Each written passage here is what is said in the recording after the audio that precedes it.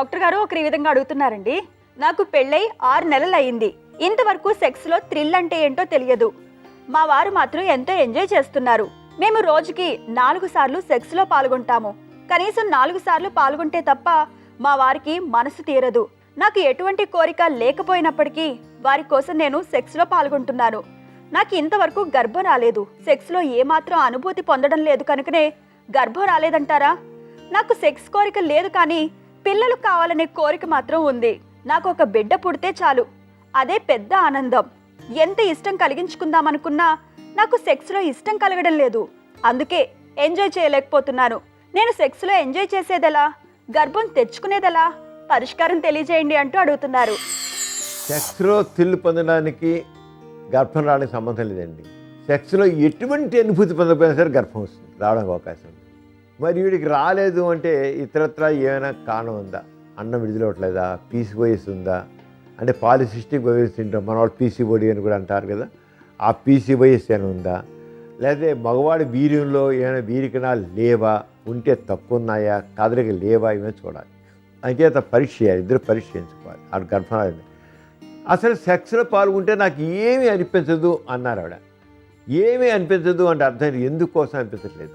వాళ్ళు దీనికి కారణం ఏంటంటే వాళ్ళ మైండ్ సెట్. చిన్నప్పటి నుంచి వాళ్ళల్లో సెక్స్ అంటే బూతు, సెక్స్ అంటే నీచమైంది, సెక్స్ పశుప్రాయమైంది ఒక ఫీలింగ్ పేరెంట్స్ ద్వారా కానీ ఇంకో రకంగా కానీ ఆవిడ అవి బ్రెయిన్కి ఎక్కినట్లయితే దాంతో ఏమవుతుందంటే సెక్స్లో వాళ్ళు అనుభూతి పొందలేకపోతారు. యద్భావం తద్భవతి అంటారు. ఏ రంగా అనుకుంటే ఆ రంగానే ఉంటుంది. మా సెక్స్ తప్పు అంటే తప్పులాగా అనిపిస్తుంది, సెక్స్ మంచిదంటే మంచిది అనిపిస్తుంది. ఆ తప్పు అనుకోవడం అనే ధవాన్ని మనసులో తీసేయాలి. అంచేత ముఖ్యంగా ఆడవాళ్ళు చాలామంది వాళ్ళకి సెక్స్లో ఎటువంటి అనుభూతి కలగట్లేదు అంటారు. కారణం అంటే వాళ్ళ బ్రాటప్, వాళ్ళ పెంపకం, వాళ్ళకున్న భావాలు. పాడు సెక్స్ చిన్నప్పటి నుంచి ఒక అమ్మాయి ఏదైనా సెక్స్ మాట్లాడితే పాడు సిగ్గులేదు, ఆడపిల్ల సెక్స్ మాట్లాడుతున్నాం అనేసి వాళ్ళు చాలా ఏదో తప్పు పని చేసినట్లుగా పేరెంట్స్ వాళ్ళు బుర్ర చెడగొట్టేస్తారు.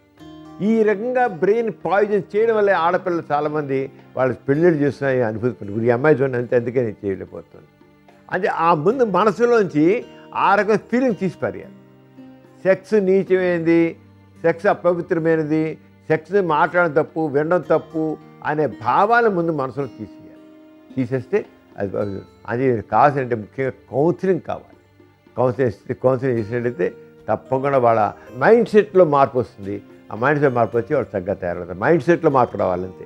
ఇక వేరే కారణాలు చాలా ఉన్నాయి. సెక్స్లో ఏమాత్రం పొందలేకపోయిన కారణం అంటే వాళ్ళ హార్మోన్స్ లోపం ఉండొచ్చు, అనారోగ్య పరిస్థితులు ఉండొచ్చు, లేదా మంచి ఆహారం తీసుకోకపోవచ్చు, అసలు వ్యాయామం లేకపోవచ్చు, నిద్ర లేకపోవచ్చు, అలసట ఎక్కువ, పనుల్లో అలసట ఎక్కువ ఉండొచ్చు, భార్యాభర్తల మధ్య అనుబంధం సరిగ్గా లేకపోవచ్చు, ప్రేమ లేకపోవచ్చు.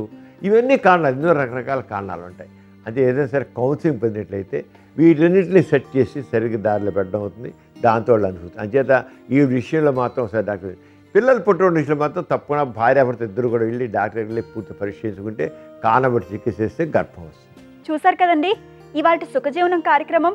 మీకు కూడా లైంగిక సమస్యలు కానీ సంతానలేమి సమస్యలు ఏమైనా ఉంటే మీ సమస్యలను వాట్సాప్ ద్వారా పంపొచ్చు. 8008532087 అనే నెంబర్కి వాట్సాప్ చేయండి.